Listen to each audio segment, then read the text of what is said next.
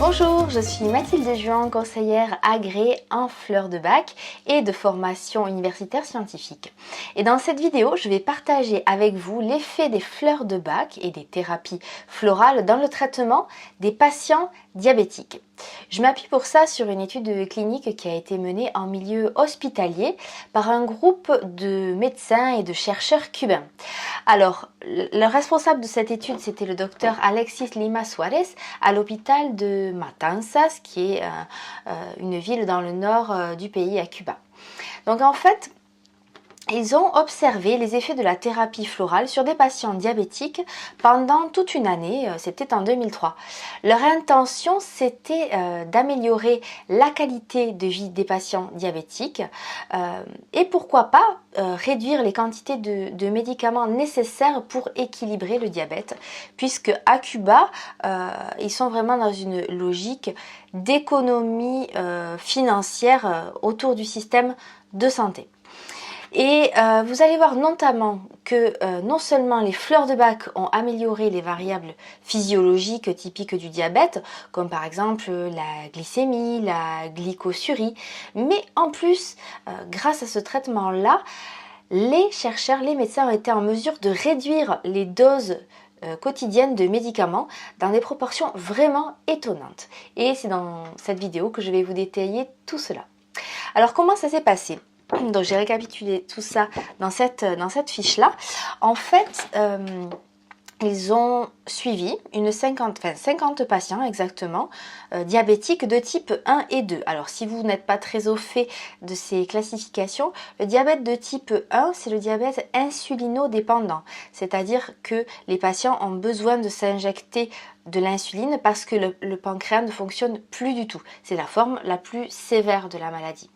Et des patients aussi de type 2, dits non insulinodépendants, où là les patients peuvent réussir à équilibrer le fonctionnement du cycle glycémique avec des médicaments qu'ils prennent par voie orale qu'on appelle les antidiabétiques oraux. Alors à ces 50 patients, on leur fait toute une batterie de tests avant de leur proposer le début du traitement par thérapie florale pour savoir où ils en sont. Et puis ensuite, on leur fait un examen tous les mois jusqu'au 3e mois pour voir comment évolue leur diabète, si il y a des changements suite à la prise des élixirs floraux.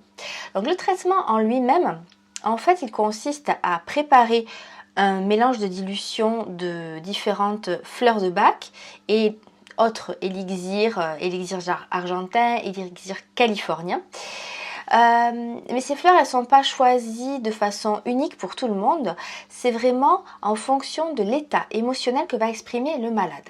Donc les fleurs, chaque mélange est là pour soigner le patient diabétique et non pas pour traiter le diabète.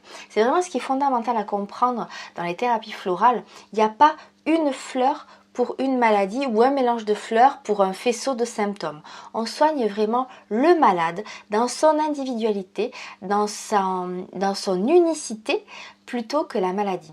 Donc chaque patient a eu un flacon différent et ce flacon a évolué tout au cours du traitement. Il a été réévalué chaque mois, puisqu'un flacon de 30 ml dure à peu près 23 semaines, un mois on va dire, et chaque mois on lui a refait une composition florale à la suite de l'entretien où il a pu s'exprimer émotionnellement.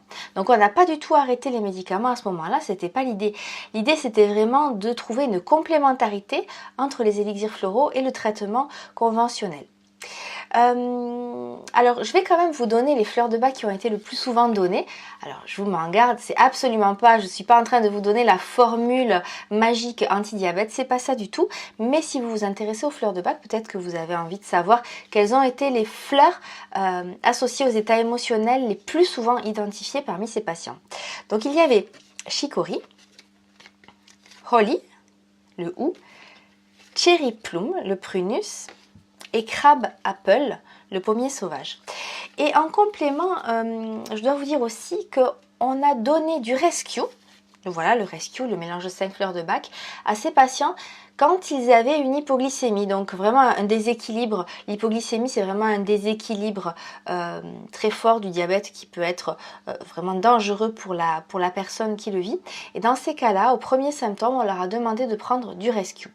Donc ils avaient à la fois leur mélange traitement de fond, qu'ils prenaient à raison de 4 gouttes 6 fois par jour, et en plus, ponctuellement, ils pouvaient prendre du rescue si jamais ils sentaient venir une hypoglycémie. Alors qu'est-ce qu'on a mesuré ? Chaque mois, on a mesuré plusieurs indicateurs, 5 au total, des indicateurs vraiment très concrets, physiologiques, pour évaluer l'évolution du diabète. Alors d'abord, on a mesuré la glycémie. La glycémie, c'est le principal indicateur de suivi pour les patients diabétiques. C'est la mesure du taux de sucre dans le sang, puisque dans le diabète, le problème, c'est que le corps n'arrive pas à traiter le glucose. Donc, il n'arrive pas à l'assimiler et du coup, la glycémie dans le sang a tendance à monter et à avoir des difficultés à être régulée. Donc, on a mesuré ça, donc avec une prise de sang. On a aussi mesuré la glycosurie. La glycosurie, c'est le taux de sucre dans les urines. Là aussi, quand le corps n'arrive pas à intégrer le sucre, il l'évacue par les urines et on peut avoir des taux de sucre très élevés dans les urines. Donc c'est ce qu'on a mesuré aussi, ces signes de dysfonctionnement. On a aussi observé les symptômes cardinaux du diabète. Alors qu'est-ce que c'est les symptômes cardinaux? C'est les symptômes typiques d'un diabète déséquilibré. Donc typiquement hyperphagie, soif, urine abondante et excessive. On a aussi noté la quantité d'insuline nécessaire pour chaque patient, puisque c'est quelque chose qu'on dose au jour le jour quand on est diabétique. Et ils ont compté le nombre de doses d'insuline nécessaires mensuellement pour l'ensemble des patients qui étaient dans le cadre de cette expérience. Et ils ont regardé si ça évoluait d'un mois sur l'autre. Donc ils ont tout simplement regardé leur stock d'insuline et ils ont regardé l'évolution. Ensuite, ils ont aussi compté le nombre de comprimés d'antidiabétiques oraux qui étaient distribués.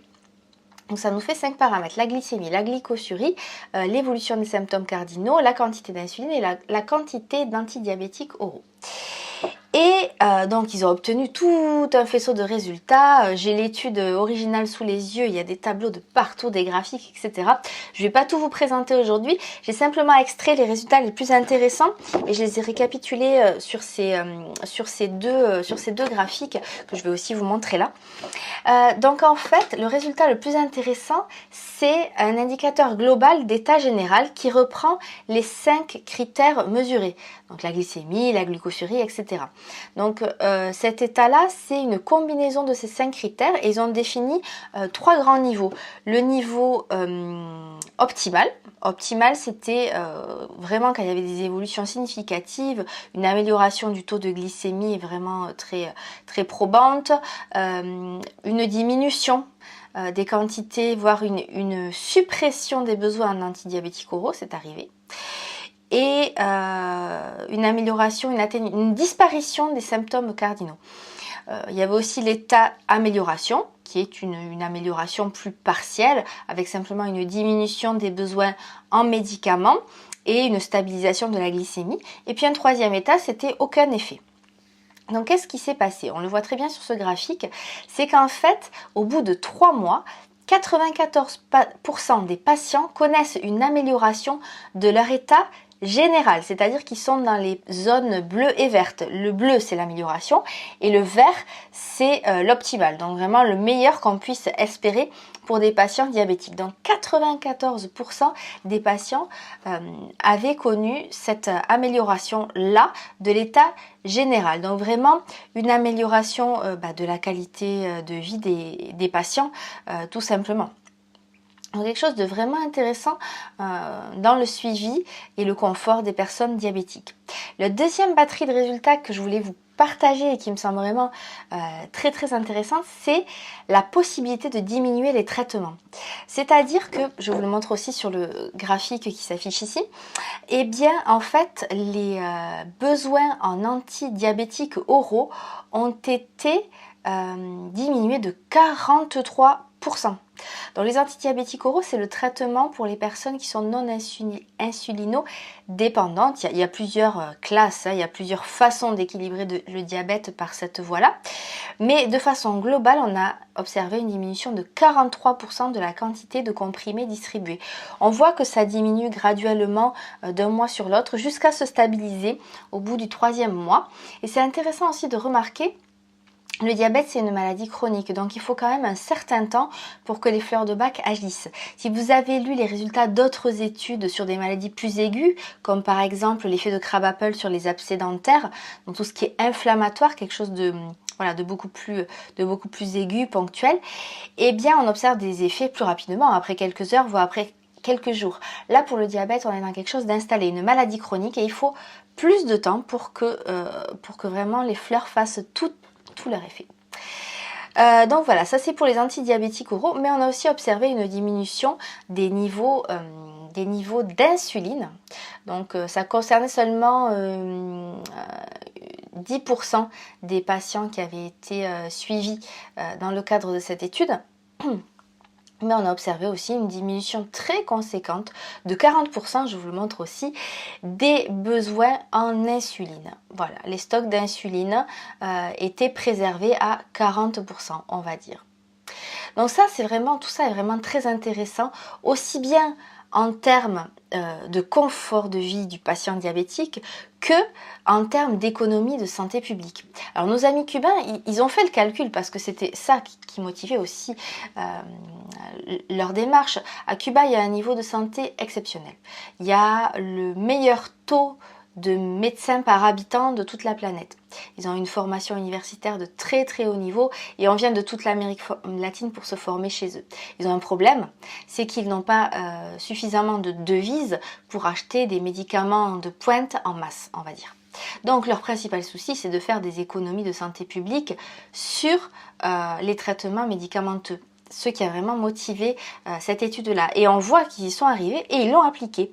Donc eux, ils se sont dit, attendez, donc si on transpose ces résultats-là à toute notre région, dans la région de Matanzas, il y a environ, en tout cas à l'époque, il y avait 18 000 personnes atteintes de diabète et dont une grande majorité, 90%, qui étaient non insulinodépendants. Donc ils se sont concentrés sur les antidiabétiques oraux et ils ont calculé que ça leur permettrait, que les fleurs de Bach leur permettraient d'économiser 50 000 $ par mois. En réduisant les quantités d'antidiabétiques oraux nécessaires. Donc c'est assez énorme et en tout cas pour eux ça a un véritable impact sur l'économie de la santé publique de leur région. Alors moi je me suis amusée à faire une petite règle de 3 pour essayer d'imaginer ce que ça pourrait donner en France. Donc bien sûr c'est un calcul tout à fait approximatif, mais ça donne déjà un ordre de grandeur. Donc en France on a 3 millions de Français diabétiques, dont 76% qui sont traités par antidiabétiques oraux, ça fait 2,3 millions de personnes. Si on imagine que les patients français réagissent de façon similaire aux patients cubains aux thérapies florales, après tout, ça semble une hypothèse tout à fait plausible. Et donc, on peut réduire à peu près de 43% les besoins en antidiabétiques oraux. Eh bien, mes chers amis, ça ferait une économie de 6,7 millions d'euros par mois pour la sécurité sociale. Donc, ce sont des chiffres vraiment énorme. Bien sûr, il faudrait affiner parce qu'il y a un coût pour cette thérapie florale, même si les fleurs de Bach en elles-mêmes ne coûtent pas cher, et d'autant plus qu'on les dilue. Voilà, le coût du produit en lui-même n'est pas très cher. Par contre, il y aurait un coût pour la formation du personnel soignant, qui soit formé à l'écoute, qui soit formé à la reconnaissance et l'identification des fleurs de Bach selon les expressions émotionnelles. Mais j'avais quand même envie de partager ceci avec vous parce que ça me semble vraiment quelque chose de très intéressant. Donc si ce genre d'informations vous intéresse, sachez que nos amis cubains ont été très très productifs. Regardez, des cahiers comme ça, plein d'études, je vous le montre, j'en ai une vingtaine. Donc il y a beaucoup, un énorme travail de traduction à faire et je vais essayer de m'y atteler au fur et à mesure et certainement je serai aidée par d'autres personnes qui comprennent l'espagnol et les statistiques puisque voilà, une étude clinique c'est surtout beaucoup de statistiques avant de pouvoir en tirer des informations. Mais si tout cela vous intéresse, eh bien vous avez la possibilité de vous inscrire à ma newsletter en cliquant sur le lien associé à cette vidéo. Si vous me donnez votre mail, je vous enverrai les liens vers toutes les nouvelles vidéos que je publie sur le sujet. Vous avez vu également que j'essaie de me faire des petites fiches. Voilà, ça aussi, ce sont des choses que je suis en train de mettre en place progressivement. Donc, écoutez, je vous dis à bientôt pour de nouveaux voyages d'études à Cuba.